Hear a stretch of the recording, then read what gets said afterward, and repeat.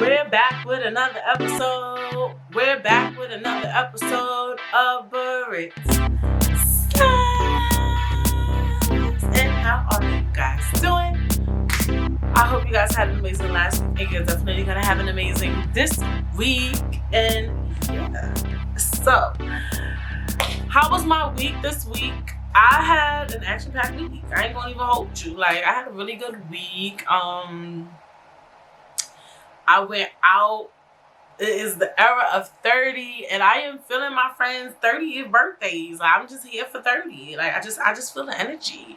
I went to a prom 30th with my friend Jamil. I thought that was the cutest thing. At first, I'm like, prom 30th?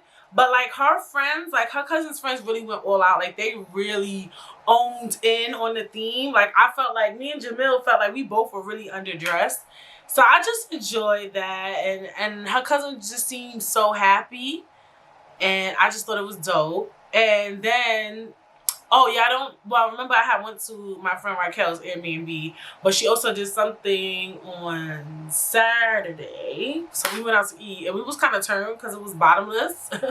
So it was bottomless margaritas, mimosas, or rosé, whatever you choose. So we was a little lit. It was good, a little lit. The food was good. Yeah, we was turned. We was turned. I feel like I did something else prior that weekend. It's just been a lot. I just feel like I've been doing a lot this weekend. Like, I was like, maybe for the next 2 weeks I need to chill and Z-focus or whatever the case may be, because I've been a little turned.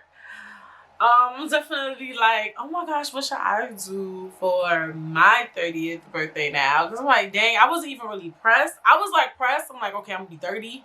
But I was just like, I wasn't thinking about it. So I'm like, oh, I definitely feel like now I should do something. Nothing crazy. I don't know. I got time. What month is it? It's, well, damn shit. By the time this episode comes out, will it be July? Hold on, guys. Let me check my calendar. When this episode comes out June 28th. So it'll be, in 4 days it'll be July 1st. So my birthday is July, August, September, October, November. I have time. I have like because my birthday is the beginning of November. So I would say I have like 4 months and 2 weeks. So I have time to think about it or whatever the case may be. But I'm definitely like, shit, I might want to do something for my 30th birthday. That's amazing, because I feel like I didn't do anything last year. Well, I did. I went out with my husband, but I didn't do nothing like with my friends and stuff, because I really honestly wasn't in the mood, to be honest. I just wasn't. And I seem like I like planning stuff, but I don't like planning shit. I really don't. I genuinely hate planning things. It's fun, but it's just like people make me not like planning things. So, and then the year before that, I think I just did like a paint and sip or something. Like, I like to do a lot of subtle stuff, because I feel like a lot of times I would do things for my birthday and I was never really happy. Like, when I would go to clubs for my birthday, I would just be like, why the fuck am I here? Like, I would get so drunk and be looking around like, this shit is whack. Like, I really would feel like that. Like, genuinely. Like, I would just be like, why the fuck am I in this club? Like, what the fuck? Like, what the fuck am I doing? You know what I'm saying? Or, like, I would go out to eat and I'd be like, why the fuck am I out eating? Like, what the fuck? Like, I don't know. Not like, I wouldn't say why the fuck am I out eating, but I would just feel like, I just would feel overwhelmed.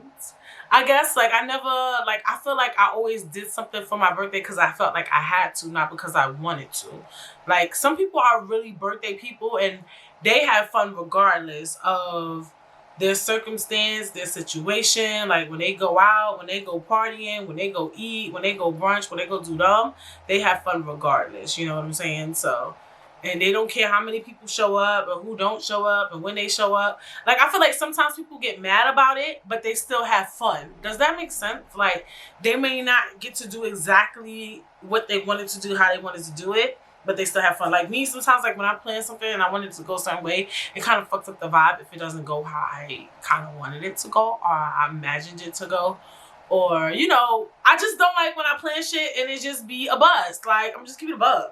But a lot of people be telling me, like, you know, just plan, do you.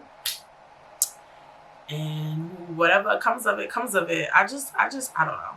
I do like having fun, though. Like, when I went out this weekend with Jamil to her cousin's 30th birthday, the DJ was on point. The DJ looked like he was at least 15, but he was 24. It was the weirdest thing. But he was on point. Like, we was just having mad fun, dancing. Like, it was really a vibe. Like, it was just a vibe. Like, it gotta be a vibe. Like, they was playing all the old school reggae. Well, not old. Well, we call it old school reggae now. But they was just playing all the reggae, the soca, the hip hop, the new school, the TikTok. Like, I feel like TikTok literally has its own genre of music now. Like, the TikTok songs. Like, it was just fun. So I was like, I gotta have fun. Like, I be having fun. Like, bitch. Like, that's one of the things too. Like, now that, like, I don't wanna say what the fuck is going on, but I feel like COVID is dying down on jinx it or whatever. I just feel like I'm having more fun. Like, I feel more happier, and it makes me look at a lot of situations and things I've been through differently now that it's sunny out, and like I get to do a lot of the shit that I want to do, and I don't have like, I feel like I don't have no burdens on me, and I can't explain. Like, I feel free, but I still be stressed out as a motherfucker. You know, it's never easy. Life ain't easy. You gonna be happy, but bitch, you gonna be stressed if you grown. I feel like if they both align with each other. Like, I just feel like though lately, I can't explain. Oh, why are we even talking about this? But like, I don't know. I just feel like I be stressed out, like dead ass. But I be happy. Y'all know what the fuck I'm talking about. Like, I be stressed, but I be happy. Like, I feel like I don't have nothing like I have things weighing me down, but I still have the freedom to do what I want. Does that make sense? Like, I feel like it's kind of, like, when every time I go out and I get to hang out and I get to have fun and I get to chill, I'll just be like, I have life. Like, when I'm having fun, I'm like, I have that. Like, I have that much. Like, I have friends. I have family. I have life. Like, I have that much. But certain shit still be stressing me out. I hope that makes sense. It don't seem like it do when I'm saying that shit aloud, but yeah.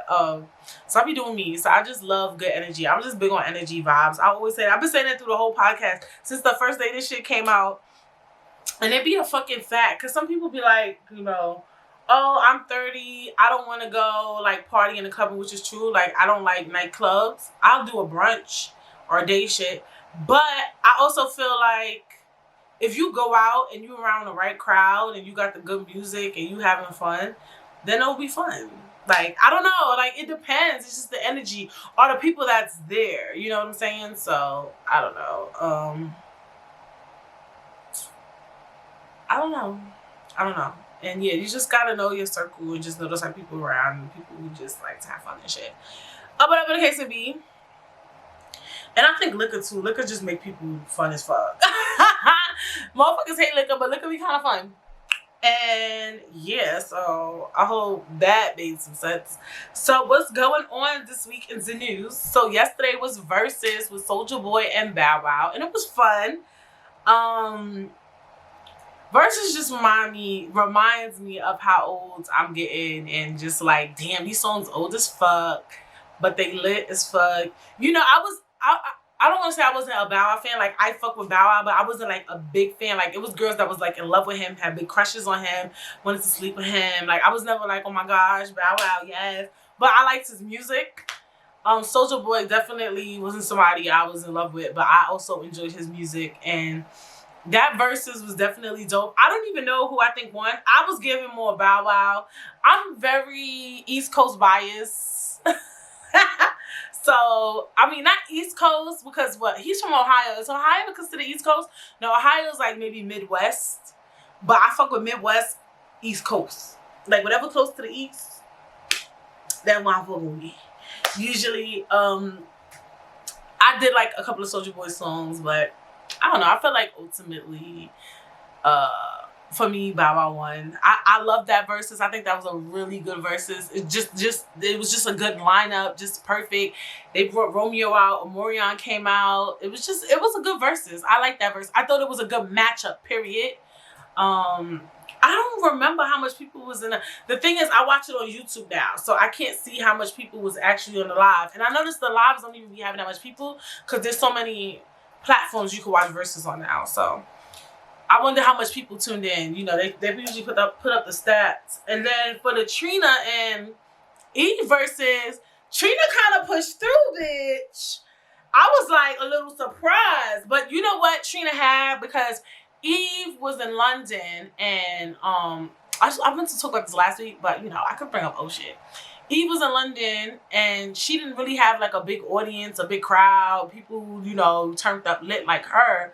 And Trina had that, so I feel like that element also helped with her music. But she did come, and she didn't come to play. Trina definitely came in, and she didn't come to play. And what I liked about both Eve and Trina, their performance, like their energy, like while they was performing, while they was rapping, was just on point. Period. But Trina didn't come to play because I really doubted Trina. Like I was just like, it's a dub for Trina. Like it's clip for her. Like she's a dub. But she brought energy. Energy could fix anything. But it was like kind of fucked up towards Eve because it's not Eve's fault that it's 3 a.m. in London type shit. But I don't know. And then it was something else I wanted to talk about. I wrote it down because lately I've been forgetting what I want to talk about. Speaking of Trina, let's talk about Trick Daddy. So everybody's going in an uproar. Their opinions are tied in a bunch because Trick Daddy said that Beyonce can't sing, and he also said Jay-Z. Look, don't call me bitch. It's my podcast. But I heard he said like Jay-Z wasn't that big for hip hop or whatever. Like he was big for New York or something. And this is my thing. Beyonce can sing. Beyonce is the all-time performer, but I do kind of get peevy that people don't allow people to have an opinion. Now, did he drag it saying Beyonce can sing? Yeah, my nigga, that you dragged it respectfully, but he's entitled to his opinion. I think all right, this is what I don't like about opinions sometimes. It's like, all right, you can have an opinion, but make sure it makes sense. Don't say Beyonce can't sing. You can say Beyonce, you don't like the way Beyonce sings. You know, some like Fantasia could sing, but some people don't like Fantasia's voice. You know what I'm saying? Or like Mary J. Blige can sing, but some people don't like her voice, or Fantasia. Some people don't like Fantasia's voice. I just said Fantasia, right? I mean, I meant to say Candy Burris. Like some people don't like her voice. Sometimes their voice do crack the fuck up, bitch. But some people just don't like their voice. Like say that, but to say someone completely can't sing is kind of like, come on now, you dragging it, my nigga. Like, but I also feel like people are entitled to opinions, and I'm kind of getting tired of that. Like, I remember like a lot of people just always like stand for Beyonce, and I'm here for standing for your favorite artist. You know, I'm 100% here for that. But at the same token, it's just like, don't be bullying people because they say they don't like your favorite artist. Like, I don't know, that shit just didn't sit with my spirit. Also, like his opinion on hip hop. I think hip hop is very subjective. One of those genres that's very subjective because, at least with music, right? I mean, with singing, with R&B singers, singing is a craft. Like, you have to have a certain tone, a certain voice. Like, not everybody could sing, right? Technically, like, I wouldn't even say technically, dead ass, not everybody can sing. Like, when some motherfuckers sing, it hurts your ears. But technically, keyword technically, everybody can rap. That's my opinion. I feel like if somebody, like, to me, I don't like, what's this child name? He used to date Meg Thee Stallion, bitch. Fuck. Okay, who else I don't think can rap that well? DaBaby, he's an okay rapper. Okay, at minimum to me, he's subpar, right? But to some people, DaBaby can fucking rap. Like, that man can rap, right? Some people to me can't rap. Like, I just don't think so. But some people think because they can rhyme and say certain metaphors, they're good rappers. Like, I think rap is one of those genres of music that can be very subjective because people like to rhyme words and put shit together or rap on a good beat and they consider them a good rapper. Everybody's ideology of what a good rapper is different, you know? So, I think that Kanye West is a good rapper, but believe it or not, some people don't believe that Kanye West is a good rapper. So I feel like just because he may not like the way Jay-Z raps, y'all can't get mad at Trick Daddy. And he from Miami. Jay-Z has the New York City flow, and Trick Daddy's from Miami. He might prefer Southern rappers over a Jay-Z. And it's just like, I personally just don't like people bullying people for their opinion. Because, you know, I'm fucking opinionated. I come up here every week and I say my motherfucking opinion. And I wouldn't want nobody to bash me, bitch. Do I believe Beyonce can sing? I think Beyonce is one of the best performers ever. Like, period. Like, when you fucking line her up, bitch. Like, period. But if Trick Daddy don't like her, that's fine. That's his opinion. Like, I'm not gonna, I don't like the bees in the comments. Like, I used to think that shit was funny when I was young. I don't think a lot of shit is funny. Like, I just don't. I don't agree with it. I just don't. And as it pertains to rap, you know, I like Jay-Z. I'm not a big Jay-Z fan. I would never say that. I can't speak to none of his albums. The only album I honestly speak to is his album with Kanye West and his album with Beyonce. So I can't speak to rap on that level. I can't even join the conversation. So you know me. I just feel like Trick Daddy's entitled to his opinion. People's like, he's dumb. He woke up, he smoked crack. He woke up, he chose violence. And I'm just like, he woke up and he chose his fucking opinion. And that's final. Like, that shit is getting old. When motherfuckers can't say they don't like Jay-Z. They can't say they don't like Beyonce. They can't say they don't like Rihanna. Motherfuckers could dislike whoever the fuck they don't want to like. That's just my opinion. Like, whoever you don't like, motherfucker, if you don't like what motherfucker sing, if you don't like what somebody motherfucking dance, if you don't think they're the best performer of the day, that's your fucking opinion and you're entitled to that. But you do need to have some reasoning realm behind why you think that. And I felt like he had his own personal good reason as to why he felt like Jay-Z wasn't one of the best rappers. He said he felt like New York City needed somebody to choose and we chose Jay-Z. Fine. Let that man have his fucking opinion. Like, that's just me.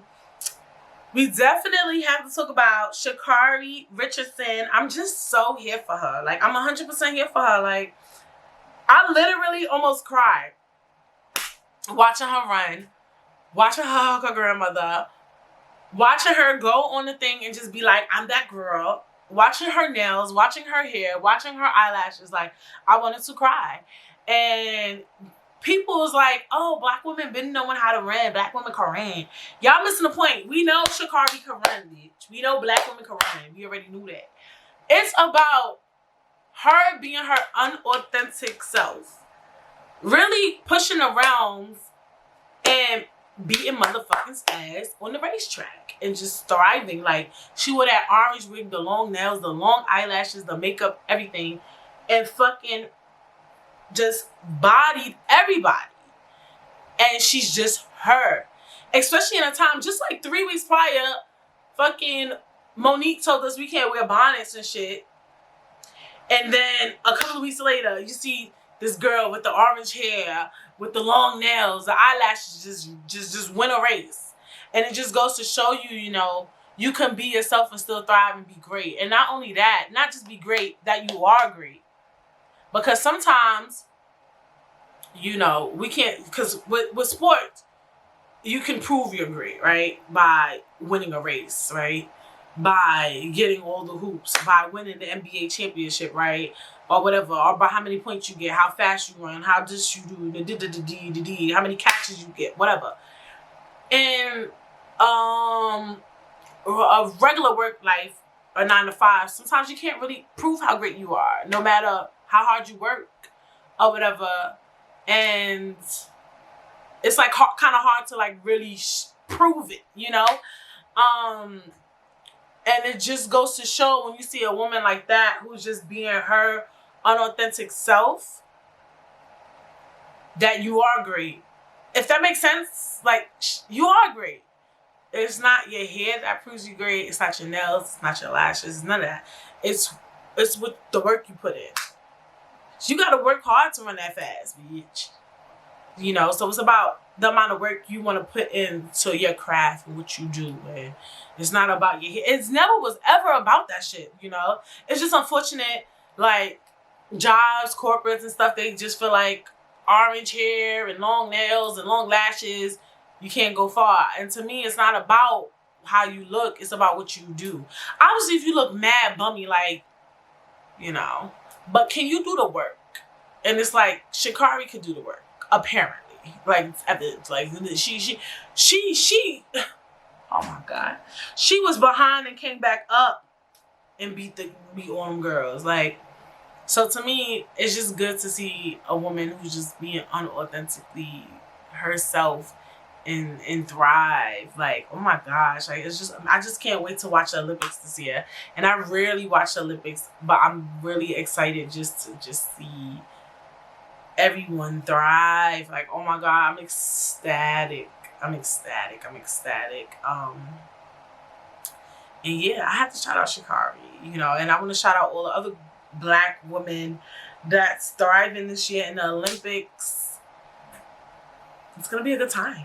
It's gonna be a good time, bitch. And did don't quote me, Naomi Osaka said she's not doing the Olympics this year, right? Did she? I don't know, but no, she said she's not doing Wimbledon. Told y'all, I think something's up, bitch. But remember, I said it first. You heard it here first. Britt says. Nah, you heard it here first. Britt says. But I'm dead ass. I don't know. I think I was thinking she might be pregnant, but I don't like to put pregnancy on women. It could be anything though. It doesn't have to be pregnancy. I just don't think it's a mental health, and we'll get into that. If we ever really do find out what it was, and I'm gonna keep it a buck too. Let's talk about that. If indeed Naomi Osaka is pregnant, I'm gonna have a big motherfucking problem with her exploiting mental health. And yeah, I know some people could say maybe she was dealing with mental health while she was pregnant, and that's why she wanted to do Wimbledon. She could have done Wimbledon while she was motherfucking pregnant. No, bitch. Don't say you're dealing with mental health issues and you're actually pregnant. That's just me. Because now you playing around with mental health, and mental health is something that is dead ass serious.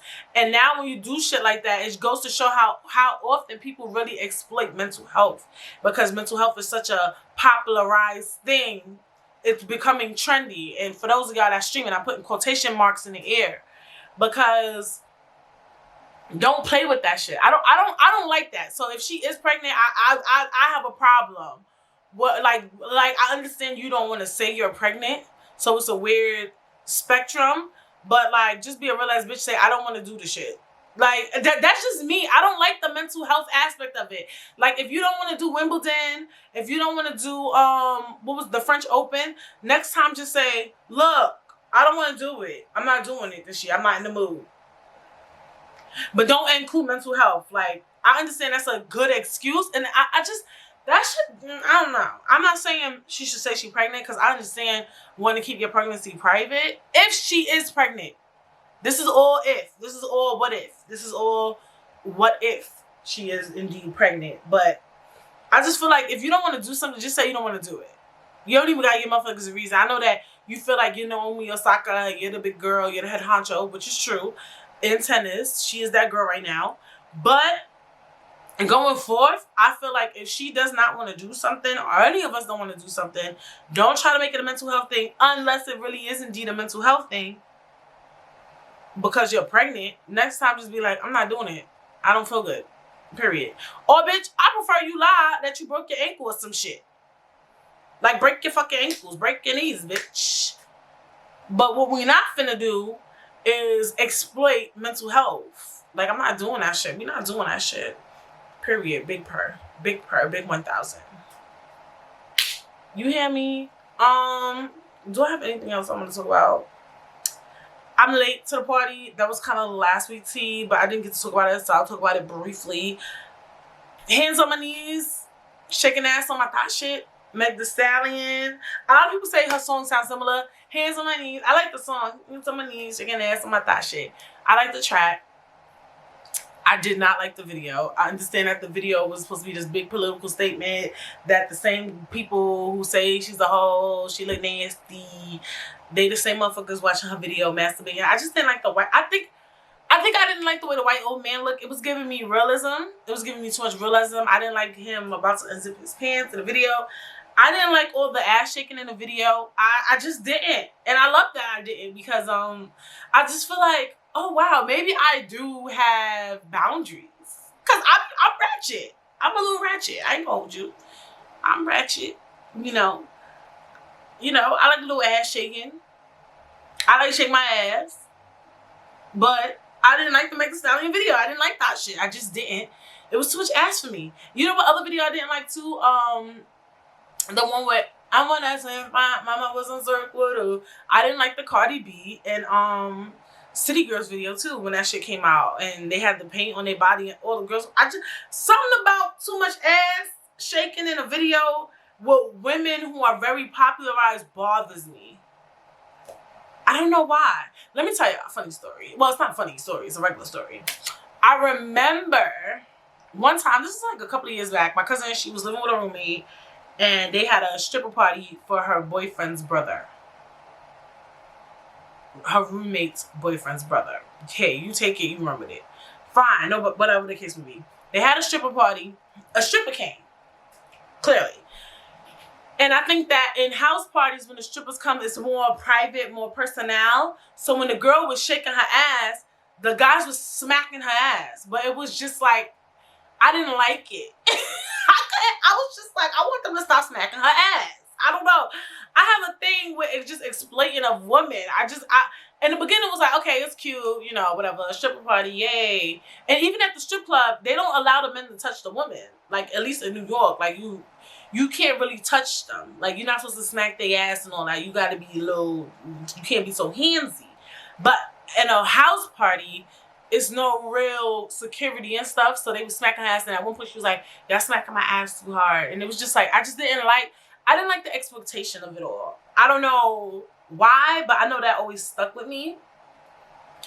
And with Meg Thee Stallion, I feel like, okay, we get it. I like it ass shake. It's funny because I don't mind when she does it on social media because I feel like social media has a personal aspect to it. But I do mind when she does it in a video, in the mainstream circuit. And I just felt like it was too much.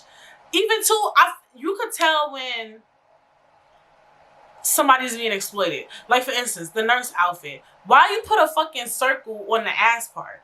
Why she couldn't just wear a short nurse outfit, like the short dress? Why they had to have a hole on the ass if she shake her ass? A nice ass shake in a dress look good. Like, that's why niggas love sundresses, you don't need to cut a hole on the ass part. Like, I just didn't like it. I don't know, I just don't like exploitation.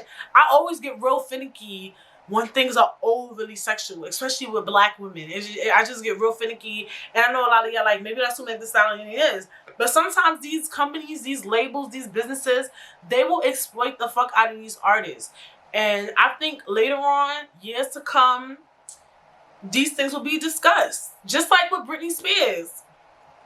We thought Britney Spears was that girl. She was just working hard. But look, her fucking father, and her family was exploiting her and drugging her the fuck up. And I think years to come, especially this era of women in rap, years to come, they'll talk about how certain stuff they never wanted to do. And they didn't like shaking their ass a lot. I'm telling you, even when I saw that stripper at the house party, I was like, she gotta be on drugs. I was like, I feel like to be a stripper at a house party, you can't even, liquor's not even enough. Because I'm not gonna have 20, 30 niggas smack my ass like that. And it's so up close and personal. And just like, sometimes, like, I feel like if I feel awkward watching her do that and watching black women shake their ass like that, I know that sometimes Meg Thee Stallion sits down and she watches the things she does and she feels exploited. And y'all may not want to have that discussion and y'all may not believe it, but just the same way, when some women even do sex work, they say they come home and they feel exploited, or they don't feel good, or they feel, I forgot the word, I guess, like, disrespected. I think that even as a rapper, as an artist, sometimes you can feel a little gross. And I feel that sometimes with Meg Thee Stallion. And even I've seen this sometimes when I watch Nicki Minaj back in her heyday. But even Nicki Minaj wasn't even that much. Like, she wasn't giving you that much. Like, the most she would do was dress really sexy, but she wouldn't do too much. Like, she did it sometimes, but I don't know. It's just the way they've been exploiting Meg. I feel like she's being exploited. That's just how I feel. I don't know personally, my opinion. I just don't like it. That's my opinion on that. And that's just that on that. So yeah. That's what I got for y'all this week. I left out a lot of stuff last week, so I brought you a lot this week. But what are we talking about today? I decided to talk about decision making. That's a weird topic, but I was just like, I felt inclined. I have no real reason. I just feel like making decisions is so hard and making choices. And I always run into situations where I'm like, what the fuck should I do right now? And I feel like we all do that. And I just feel like we forget how important making decisions are. And a lot of times when we make decisions, they can either be really good or they can be really irrational. And I just was like, maybe we could find a way to make sure we make the best decision that we can. Because, you know, we're imperfect. We're flawed. We're human. We're going to make stupid ass decisions sometimes. But maybe we could try to make less of them. Right? That's what we could do. That's all you can really do, bitch. Is try to make less poor decisions. And yeah, I don't know. I think I'm just one of those people who really just struggle with making. I'm sorry, I saw an email, bitch, and this I'm just really one of those people who struggle with making poor decisions. So whatever. Moving on. Life is a joke. Moving on. So now, 7. So I found this. I don't know. Is this considered an article? Yeah, I would guess it was an article. It's on umassd.edu, umassdartmouth.edu. And it talks about the decision-making process. So a lot of people have not a lot of people, a lot of companies use decision-making processes. And yeah, I don't want decisions to be this like super analytical thing for us, right? Sometimes, then again, when you get older, you do got to start making better decisions. So maybe we can try to be a little more analytical, right? Because you don't want to be 40, 50, 60 constantly making poor-ass decisions. Like, yes, we do dumb shit all the time. But at a certain age, you need to start making better decisions. And there's definitely a market of people who constantly make poor decisions. Like some decisions is like minor, but there's some decisions that are really poor, right? And for some of us, our minor decisions are poor. Some of our minor decisions create bigger issues. Like a small, minuscule decision can create 100,000 million problems. You get what I'm saying? So I actually think this is a really good topic. But yeah, a lot of companies use a decision making process like calculations. Like a lot of companies even come up with, you know, plans as to how they make their decisions and things like that, right? Business, everything is supposed to be analytical, I would hope. Because when you run a business, you want everything to be smooth, groove, and just yes. So I feel like, why can't we try to be so analytical? Yes, sometimes you want to be a risk taker and you want to be irrational. And look, let me tell you something. Especially lately, I want to be super duper irrational. Trust me, I can tell y'all some motherfucking stories. But for the most part, thank God, I always go back to what makes sense. At least I hope, right? So, you know, before most topics, what do we like to do? We like to expand our mind. Expand your mind, expand your mind, expand your mind. So, in an article on umassd.edu called The Decision Making Process. Okay, let me read this and then I'll tell you each. It says, decision making is the process of making choices by identifying a decision, gathering information, and assessing alternative resolutions. Using a step-by-step decision-making process can help you make more deliberate, thoughtful decisions by organizing relevant information and defining alternatives. This approach increases the chances that you will choose the most satisfying alternative possible. This is important, right? But we'll talk about that. I'm gonna just tell y'all what they say to each step. And I read a lot of steps because a lot of, like I said, when you Google decision making, a lot of companies have how they make their decision making. But I chose this one because I don't know. I feel like it was the most straightforward one, if that makes sense. So one is identify the decision. So basically, what are we trying to decide? Right? That's always step one for anything. Like, what are we doing right now? You know what I'm saying? Gather relevant information. So collect some information on both ideas. Like, okay, if I do this, what is to come of it?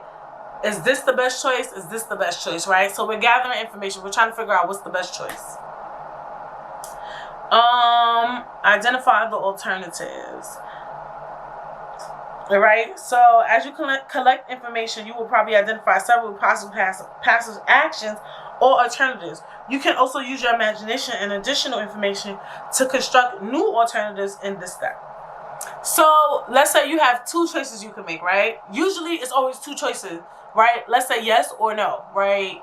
Well, yes or no is too very, very, very, very vague and very broad. But let's say you have two choices. Like, let's say, for instance, your first choice is, okay, let's say we're moving, right? Your first choice is to either stay where you're at or move to, let's say, Connecticut, right? But then people forget there's other choices, right? There's 50 states in America.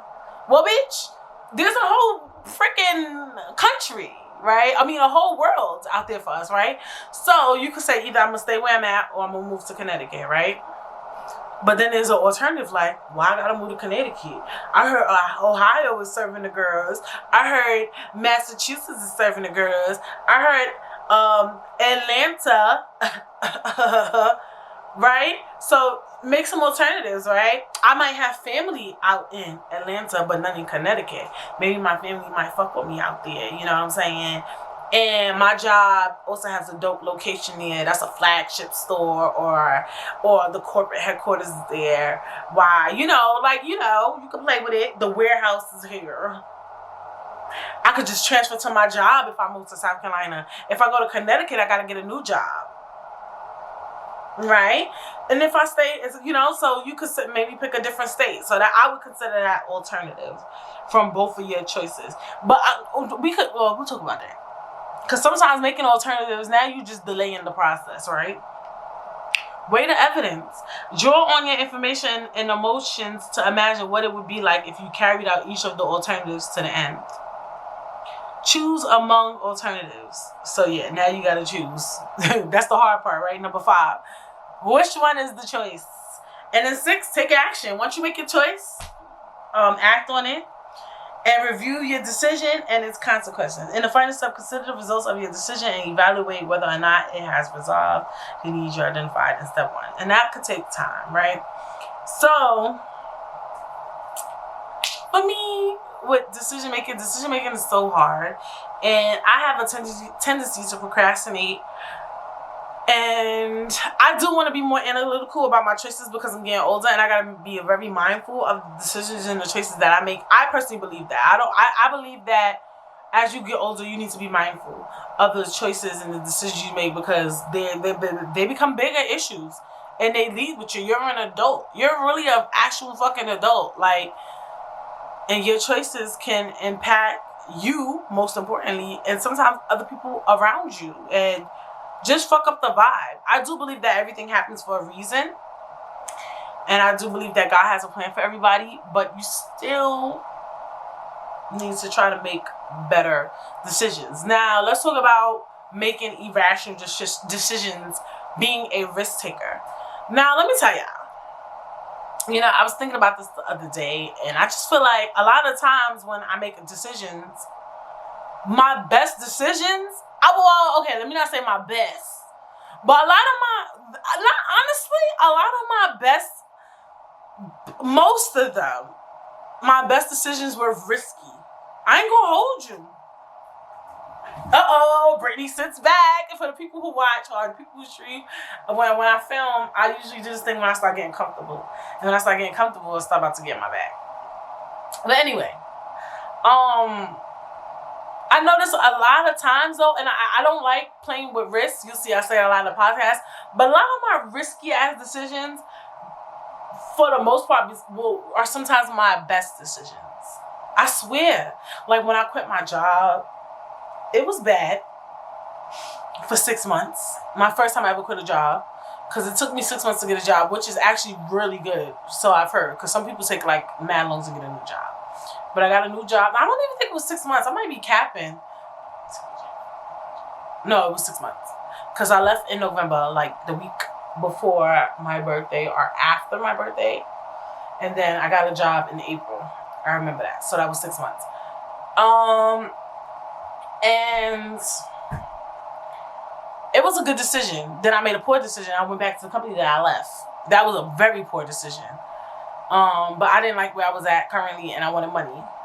Right? But I didn't even think that through. So I didn't think that decision was risky. I just think it wasn't a well thought out plan. It just wasn't thought out. It was just like, oh, money. Like, no, bitch. Like, is this smart? It was a bit rash, maybe, because I just didn't like the company I was at the time too. I was like, I'm kind of bored here. Like, so I was being a little irrational. But I felt like me quitting and getting another job, it kind of taught me like, okay, you gonna fuck up, because I went into debt, but I got a new job and I cleaned up my debt. Then I lost my job again and went back into debt. But it just taught me that these things are fixable. I can clean things up. Like, shit could get bad, but things could be cleaned up. Things could get fixed if you really put your mind to it. So I feel like ultimately it was a good decision because it was a growth decision for me, right? If I never experienced quitting my job and looking for a new job and not getting any income, granted, some people don't want to experience those things, and I understand that. Nobody wants to experience being broke and not having a job and being unemployed. They don't want to live that life, and I get that 100%. But for me, I took it as a growth aspect. Like, had I never experienced that, I would probably be scared to quit my job all the time. And I'm not saying, because I just want to be clear. I'm not telling y'all to go out and do these things if that's not what you built for. You know what I'm saying? Yes, quitting your job and not having money saved up and not having a game plan. At the time, I was living with my parents, so I still had a little leeway, I felt like. But I know that I was working their motherfucking nerves being an unemployed ass bitch at the same token. You know what I'm saying? I felt like it just taught me that I'm going to be all right. God is always going to cover me and shit going to get figured out. The next time I made a really rash decision. I didn't have a real job. Like, well, I did have a real job. I just wasn't getting paid enough, and I moved out, right? I moved out my parents' house. I got an apartment. Very risky. Very risky. Very fucking risky. I left a job that was paying me really good, but I had a job that was paying me way less, and I moved out. That, yo, I could tell y'all so much shit I'm not going to get into. If y'all keep watching, you'll learn more. But just know, I moved out within 2 weeks of leaving a good paying job. Not even, I think a week. I came home, I was like, all right, so I lost this job. I don't have this job anymore. What should I do next? Bitch, my ass said move at my parents' house. What the fuck is actually wrong with me, right? I would consider that risky. I didn't consider it irrational. And let me tell you why I wasn't being irrational, because the decision didn't align with the job to me. Like, why would I move out because I left my job? That makes so I don't consider it irrational.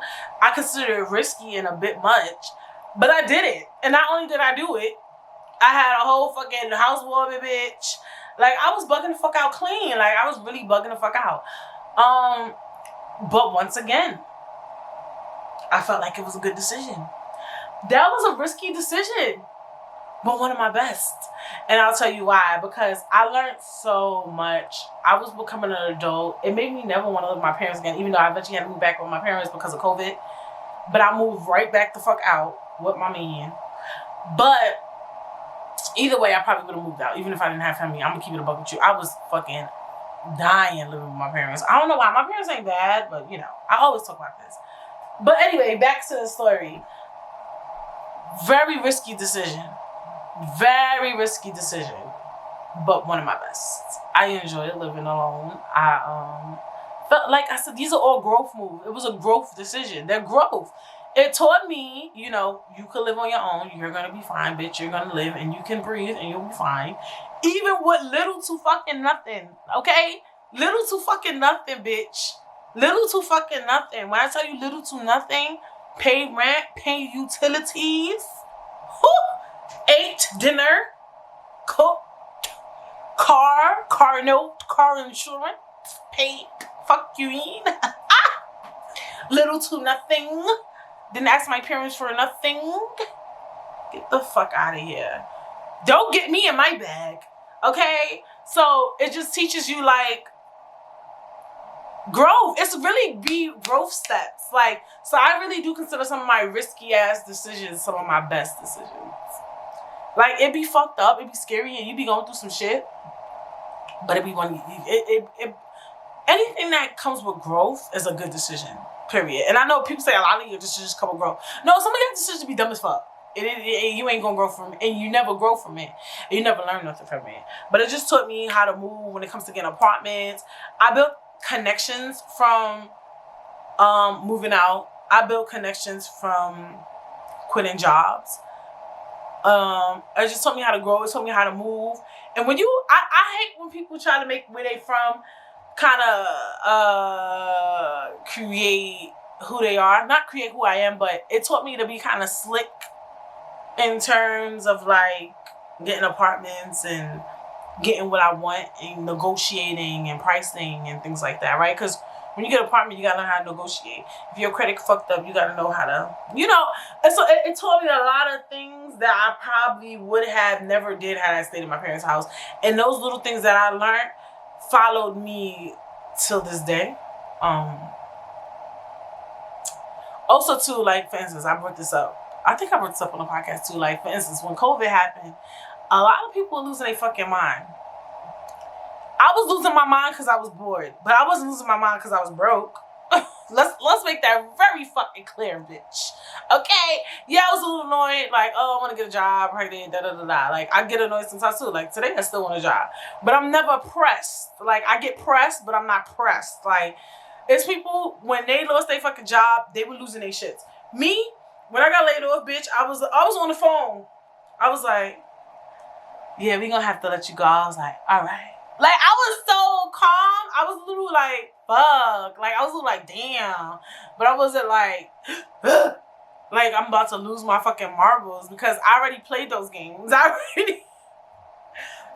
already played those games. I've done this too many times. And it's not funny, though. You know, some stuff you gotta realize, like, this shit is too repetitive. This shit going too much, you know. But, like I said, I want to go back to, you know, I don't like making risky decisions. I do want to be more analytical. A lot of these things I did, when I moved out, was I 27, 26? I don't know. I don't remember. When I quit my job, I was like 25. Well, bitch. Jesus. 25 to 27, I was bugging out clearly. But they were good decisions. I'm not saying go out and make risky decisions. I would prefer to be more analytical when I make decisions. The other day, I wanted to make a very rash decision. And I realized, like, no, Brittany, you need to plan and organize. And I was real proud of myself for that. I was really, really proud of myself that I was like, no, don't do this. Plan accordingly. Because you just got to be careful how you do stuff. And you got to know what you can and cannot handle now that you might have could have handled back then.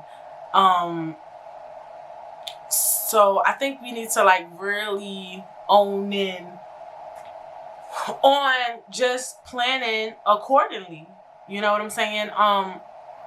Like I feel like, all right, in the 7 steps, we always identify the decision. You have no choice. Like, what decision do I want to make? But do we gather information? I feel like the steps we skip is step 2, gathering relevant information. 3, identifying alternatives, right? But for me, I don't like the alternatives because, like I said, now you're creating room for you to take mad long to make the decision, right? Because if I already decided on staying where I'm at or moving to Connecticut, I need to just stick to those 2 decisions. That's just my opinion. Instead of being like, oh, bitch, let's try Ohio. Because now you dragging out the decision by creating 100,000 alternatives, right? So I kind of don't like that. I only like plan A, B. I don't really like a C. You get what I'm saying? Identify. Oh, I already said that. Weigh the evidence, you know. Like, and even too, I'm gonna tell y'all, like, even in therapy, like, when I wanted to make certain decisions, and this is common, not even in therapy, this is big. I feel like this is a common thing. What do most people say? Make a pros and cons list. What are the pros and what are the fucking cons of these decisions? A lot of us know about it, but we don't do it. And pros and cons lists are dope. A lot of us be fucking up on our pros and cons and stuff. We be lying. We be doing shit to make what we really want to do higher in cons. Like, but if you can make a pros and cons list, be honest about those pros and cons, you know. Be truthful about, is this the smart decision? Is this the right decision? Risky decisions. If you want to be a risk taker, you know what? Look, and let me tell y'all, let's be keeping a real fucking buck. A lot of y'all motherfuckers ain't built to be doing no risky ass shit. If you fucking got kids and shit, okay, you not eligible to make no fucking risky ass decision, bitch. Now you are accountable for a child, a human being, and that's the problem with a lot of y'all. And that's why we be growing up with all these traumatizing motherfucking experiences, because you want to be a risk taker with a whole fucking kid. You can't do that shit. Your ass needs to be doing the fucking 7 steps every time you make a fucking decision. Okay? You need to do the 7 steps, bitch, on umassd.edu. Okay? You're not eligible to be a risk taker. I'm gonna keep it a fucking buck. It is what it is. And even in some cases too, bitch, if you fucking marry, bitch, you need to consult with your motherfucking husband, or consult with your partner on the decisions you want to make. In some cases, because my nigga, it's a legal document when you marry. So certain shit y'all motherfuckers cannot be doing. For real. But like, you really dead ass, y'all just be doing shit. Like, you can't be doing risky ass shit all the motherfucking time. But if you want to do something risky, you know, when I say risky, because risky is a very finicky word, because risky could be something that's deadly, bitch. When I say risky, I mean, get up and take a chance on something, you know, that's not deadly, that can't kill you. If you want to do something that will not kill you, you're not gonna fucking die, you could most likely bounce back from it, maybe not in the time frame you would like, then you know what, go do it. You know, as long as you ain't gonna die, bitch. How you say, did you die? Like, if you didn't die, then you'll be fine. Yeah, you might fuck your credit, bitch. You might go in debt, bitch. But all that shit is fixable. Don't ask me for no motherfucking opinion, bitch. Especially if you could clean it up. Because I done cleaned up a lot of shit. People clean up a lot of shit. You feel me? Shit is cleanable. We can mop it right on up. Everything, a lot of shit is really fixable. Real tea. Let's get into that bag. If it's fixable, if you fuck up, even though a lot of times we don't want to fuck up, right? Because it's like, I can't afford to fuck up right now, right? And which is true. In some situations, it's like, sometimes I do shit and I'm like, I don't really want to pay for this shit and they fuck up, because I might need that 500. I might need that 1,000. So I don't want to spend money on this or do this and the shit is be shit. You know what I'm saying? So, I mean, I'm scared. And you know why? Because I'm talking about this. There's certain things I want to do.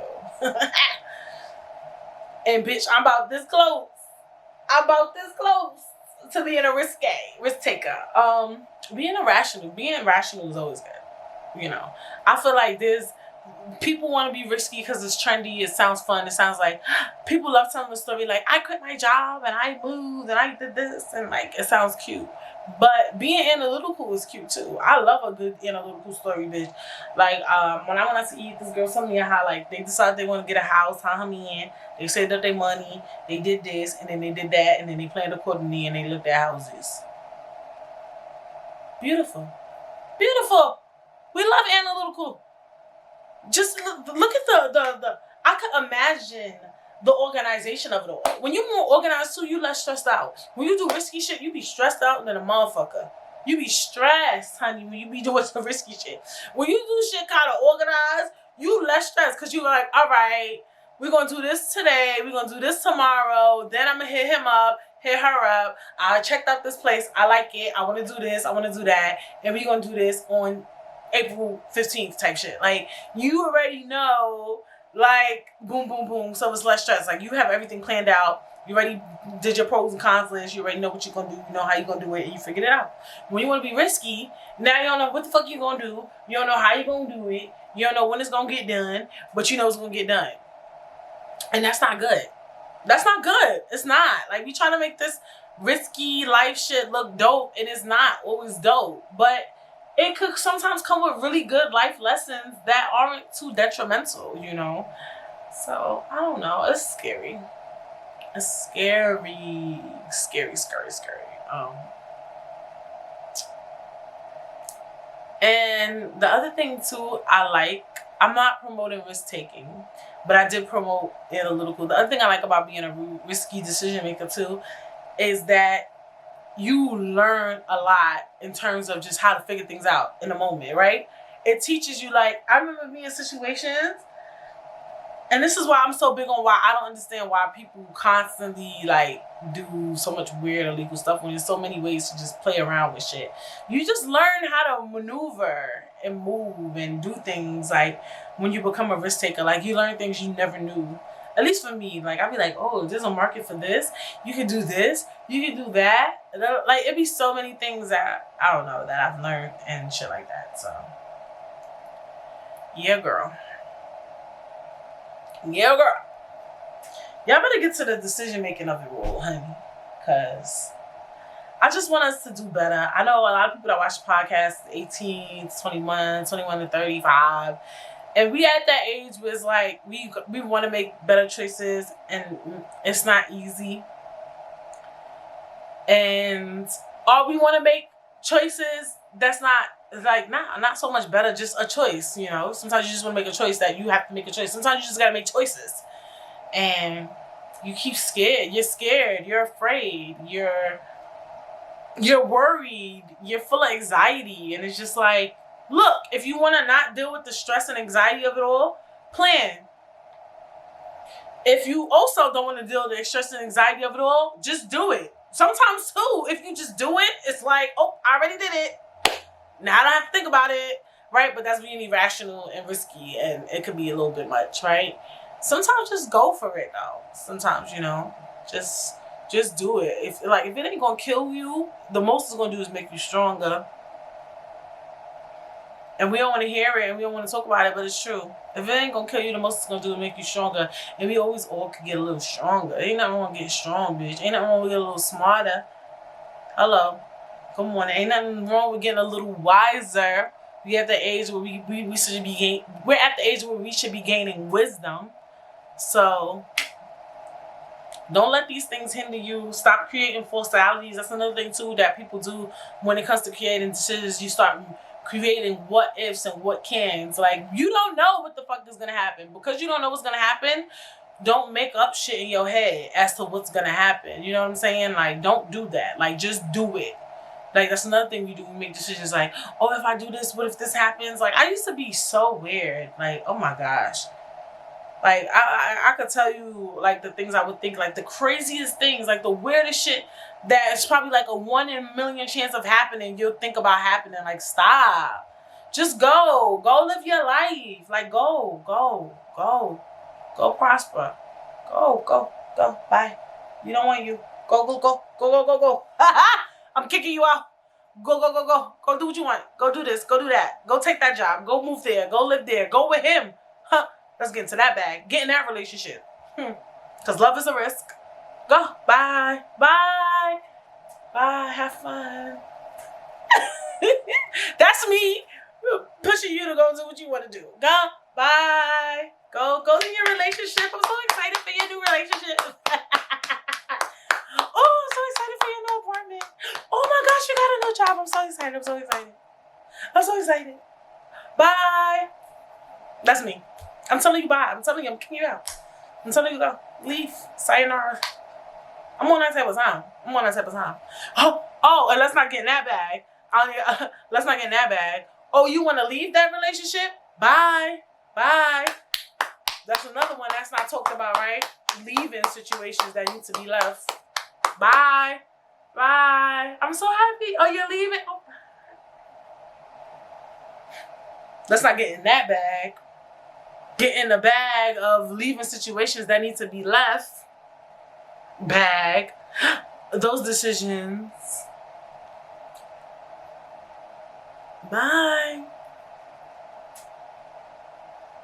Bye. Let's not get in that tea. It's a lot of that going on. Those are called decisions too. That's the decision we ain't talk about. What about the decision to leave something that you feel like you need to stay in?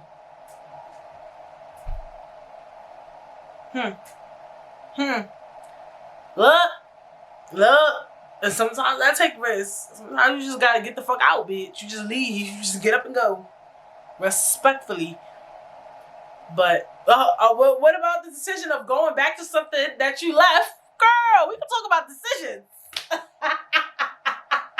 Not leaving and then coming back. That decision. Should I go or should I stay? Should I leave or should I go? Like, girl, see, we getting at the age where you gotta really make sure you know what the fuck you doing. Or at least try to know what you doing. You feel what I'm saying? It's a lot. It's not easy. You gotta take your 7 steps. Make your pros and your cons list. So that you can make better decisions. For real. Like, for real. For real. It's not easy. Making decisions are definitely not easy. I get it 155%. I struggle with making decisions every single day. And, but I want to get better at it. I think I might be getting better at it. Because, like, lately I've been wanting to do stuff, and then I'll be like, Brittany, is that the smartest decision for you? Realistically? And I'll try to plan accordingly, you know, and try to see what it is that I could do to make sure it works out. Or it works better, per se, because you don't never know if something's going to work out. You know, we can't see the unforeseen future. But, yeah, I hope you guys enjoyed the episode, because I did. It's a lot. Decision making is stressful. It's not one of the easiest things. Even as I talked about it, I was getting a headache because I just know, like, I can't always make the best decisions. And I know sometimes you can't. But all we can do is try. And that's what Verzuz is about, is, like, trying to figure out what is it that we can and cannot do. Taking that information and take what we can from it, right? It's you going to either be a risk taker or you're going to be analytical.